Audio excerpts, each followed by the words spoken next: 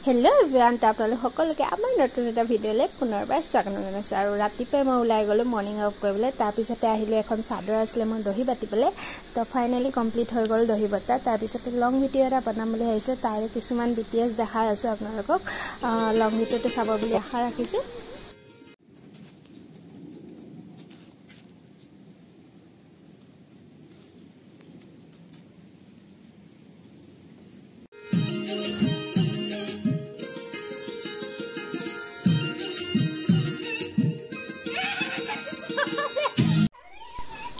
और एहन गीताले तीनटाले एकदम